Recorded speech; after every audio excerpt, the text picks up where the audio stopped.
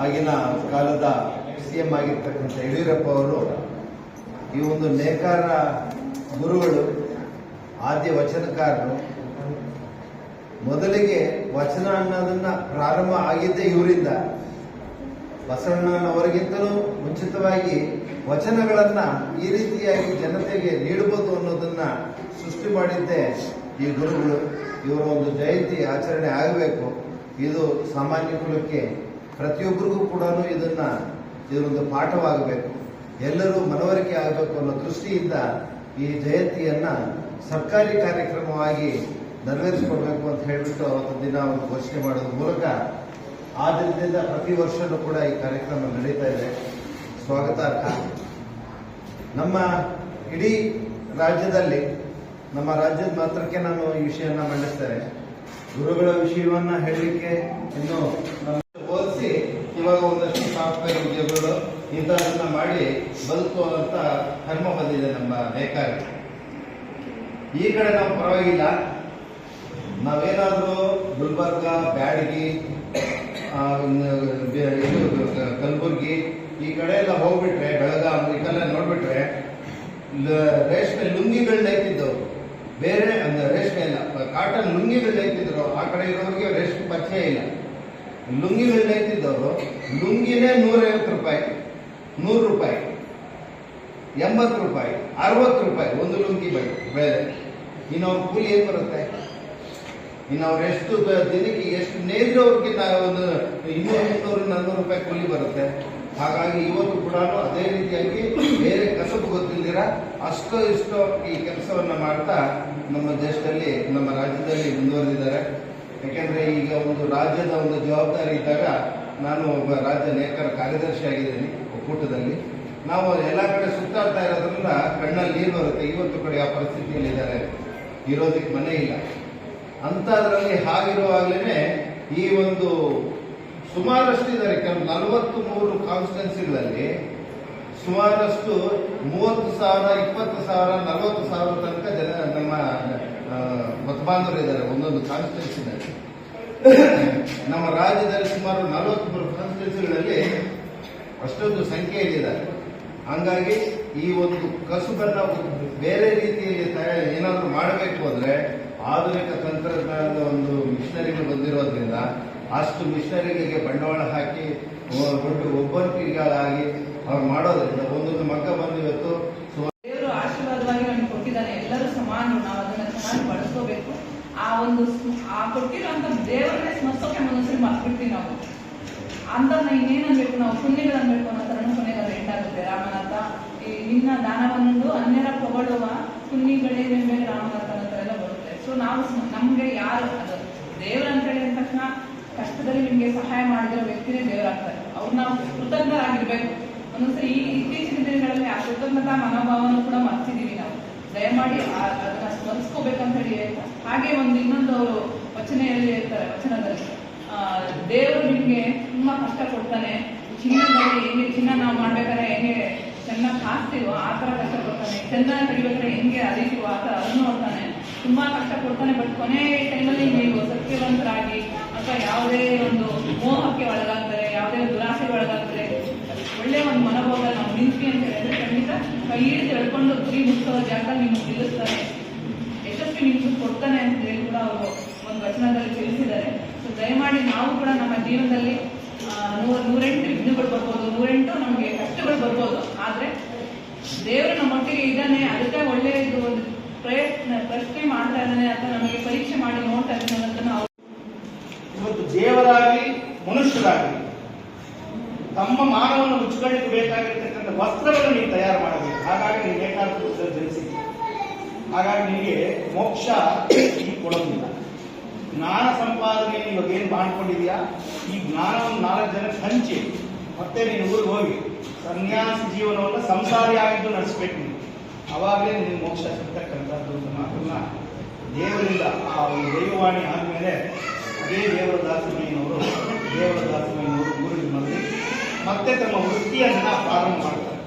ವೃತ್ತಿ ಕೇವಲ ಅದು ಅಗೌರವ ಸೂಚಕವಲ್ಲ, ಗೌರವ ಸೂಚಕವಾಗಿರ್ತಕ್ಕಂಥದ್ದು. ಒಂದು ಬಟ್ಟೆ ನೇಯ್ದ್ರೆ ಎಷ್ಟೋ ಜನ ಮಾನವನ್ನು ಹಂಚತಕ್ಕಂಥ ಹೊಟ್ಟೆಗೆ ಬಿಟ್ಟಿಲ್ಲದೆ ಹೋದ್ರೂ ಪರವಾಗಿಲ್ಲ, ನಾನು ಮುಖ್ಯ ಅಂತಕ್ಕಂಥ ಇವತ್ತು ಸಮಾಜ.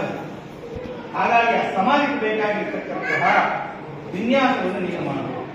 ಇದರಿಂದ ನಿನ್ನ ವೃತ್ತಿಯ ಗೌರವ ಹೆಚ್ಚುತ್ತೆ ಅಂತಕ್ಕಂಥ ಮೋಕ್ಷವನ್ನು ಕೊಡಿ ಅಂತ ದೇವದಾಸನಿಗೆ ಶಿವನನ್ನು ಹೇಳ್ತಾರೆ.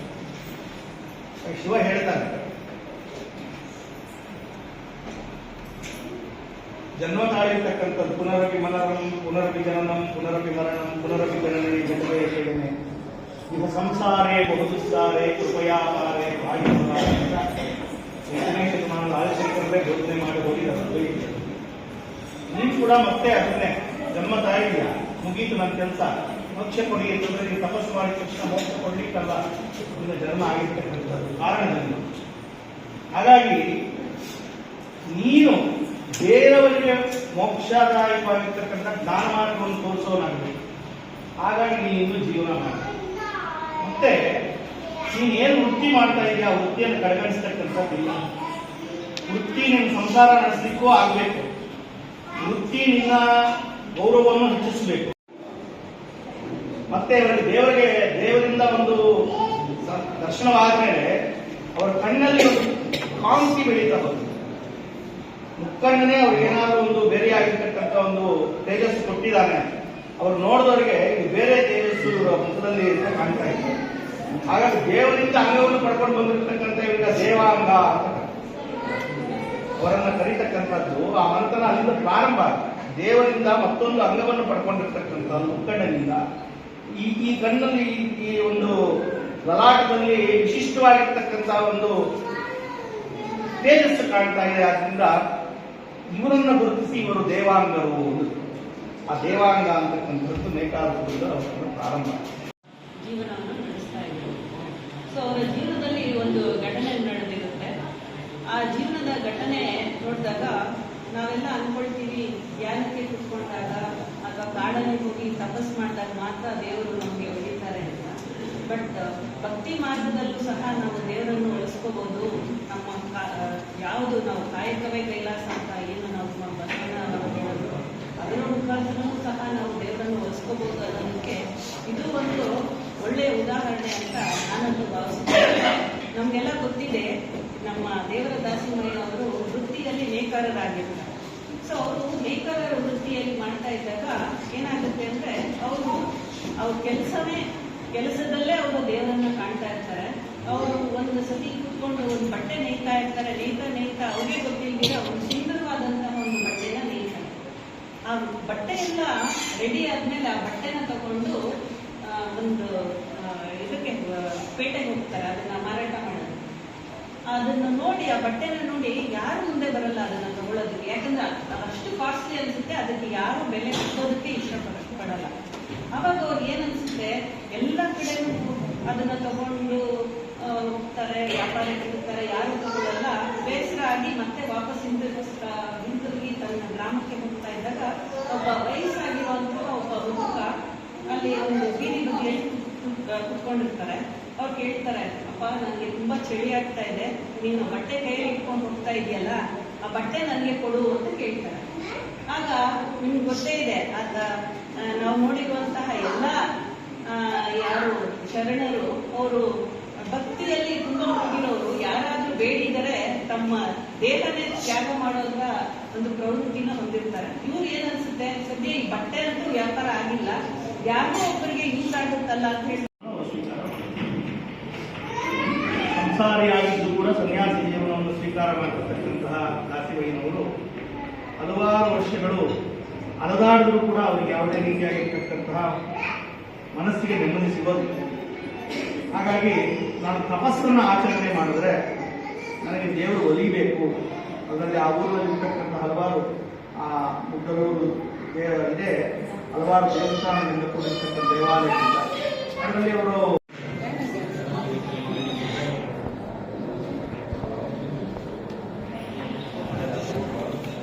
ಹಾಗೆ ಎರಡನೇದಾಗಿ ಪ್ರಜ್ಞಾ ಡಾಕ್ಟರ್ ಕೇಶವಮೂರ್ತಿಯವರು ಈ ಮಗು ಬಂದು ಈ ಕಾಣಿಕೆಯನ್ನ ತಗೊಳ್ಬೇಕು ಅಂತ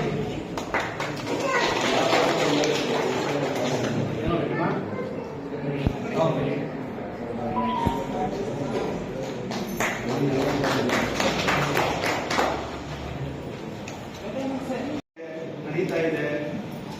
ಕೂಡ ಅವ್ರಿಗೇನೋ ಒಂದು ಕೊರತೆ ಅವರಲ್ಲಿ ಕಾಣ್ತಾ ಇದೆ. ನಾನೇನೋ ಅದನ್ನ ಕೊರತೆ ನನ್ನಲ್ಲಿದೆ, ಹೇಗೆ ಅದನ್ನು ಹೋಗಲಾಡಿಸ್ಕೋಬೇಕು ಅಂತಕ್ಕಂಥ ವಿಕಲ್ಪವಾಗಿ ಮನಸ್ಸನ್ನು ಹೊಂದಿ ಮನೆಯನ್ನು ಬಿಟ್ಟು ಅವರು ಆಚೆಗೆ ಹೋಗ್ತಾರೆ. ಗುಡಿಬಂಡೆ ತಾಲೂಕು ಅಂತಂದ್ರೆ ಗುಡಿಬಂಡೆ ಅವತ್ತಿಗೆ 1537ನೇ ಶಾಸನ, 1537 ಅವರು ಜರ್ನಲ್ ಇಲ್ಲಿ ಕೊಡ್ತಾರೆ. ಅದನ್ನು ಉಲ್ಲೇಖ ಮಾಡಿ ನಾನು ಹೇಳ್ತಾ ಇದ್ದೀನಿ. ಇದು ಜವಳಿ ಗುಡಿಬಂಡೆ ಯಾಕಾಗಿ ಒಂದೇ ದಿನ ತೀವ್ರವಾಗಿರ್ತಕ್ಕಂತಹ ಬರಗಾಲ 126 ವರ್ಷಗಳ ಹಿಂದೆ ಒಂದು ಇದನ್ನು ತೆಗೆದು ನೋಡಿ ನೀವು. 1980 ಯಾವ ರೀತಿ ಬರಗಾಲ ಬಂದಿತ್ತು ಅದಕ್ಕಿಂತ 10 ಪಟ್ಟು ಬರಗಾಲ ಗುಡಿಬಂಡೆ ತಾಲೂಕಿನ ಕಾಡುತ್ತೆ. 400 ವಿಲೇಜಸ್ ಇರುತ್ತೆ ಈ ತಾಲೂಕಿಗೆ, 400 ವಿಲೇಜಸ್. ನಿಮ್ದು ರೆವಿನ್ಯೂಲಿ ಒಂದು ಇದು ಬರುತ್ತೆ, ರೆವಿನ್ಯೂ ಕೈಪಿಡಿಯಲ್ಲಿ 400 ವಿಲೇಜಸ್ ಇದೆ ಗುಡಿಬಂಡೆ ತಾಲೂಕು. ಇವತ್ತು 110 ಇದೆ. 400 ವಿಲೇಜಸ್ ಇರ್ತಕ್ಕಂಥ 6 ಹೋಬಳಿಗಳಿಂದ ಕೂಡಿರ್ತಕ್ಕಂಥ ಗುಡಿಬಂಡೆ ತಾಲೂಕಿನ ವಿಭಜನೆ ಆಗಿರ್ತಕ್ಕಂಥ ಯಾವಾಗ ಈ ಊರಿನ ನರನಾಡಿ ಇಂಡಸ್ಟ್ರಿಯಲಿ ಫಾರ್ವರ್ಡ್ ಏರಿಯಾ ಒಂದೇ ದಿನ 120 ನೇಕಾರ ಕುಟುಂಬಗಳು ಯಾವತ್ತಿನಿಂದ ಬಿಟ್ಟು ಹೋಯಿತು ಬರಗಾಲದ ನಿಮಿತ್ತ.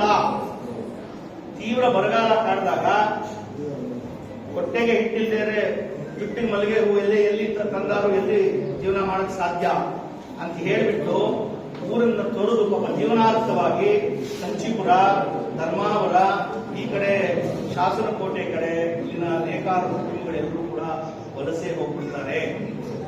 ಆ ನಿಮಿತ್ತ ಜವಳಿ ಗುಡಿಬಂಡೆ ಇಡೀ ರಾಜ್ಯದಲ್ಲಿ ಬಹಳ ಪ್ರಸಿದ್ಧಿ ಹೊಂದಿರತಕ್ಕಂತಹ ಜವಳಿ ಗುಡಿಬಂಡೆ ಬಹಳ ನಿಶ್ಶಬ್ದವಾಗಿರುತ್ತೆ. ಕಾಲಾನಂತರದಲ್ಲಿ ತಾಲೂಕನ್ನು ಡಿವೈಡ್ ಮಾಡಿರ್ತಾರೆ. ಇವತ್ತು ದೇವರ ದಾಸಿಮಯ್ಯ ಜಯಂತಿ ಮಾಡ್ತಕ್ಕಂಥದ್ದು ಹೆಚ್ಚಲ್ಲ. ನಮಗೆ ಯಾಕೆ ಇವತ್ತು ಅಸ್ತಿತ್ವ ಬೇಕು ನೋಡಿ. ಇಷ್ಟು ಚಿಕ್ಕ ತಾಲೂಕನ್ನು ಉಳಿಸ್ಕೊಂಡಿದ್ದಾರೆ, ಅದು ಯೋಚನೆ ಮಾಡಿ. ಅಂದ್ರೆ ಇದಕ್ಕೆ ಇತಿಹಾಸ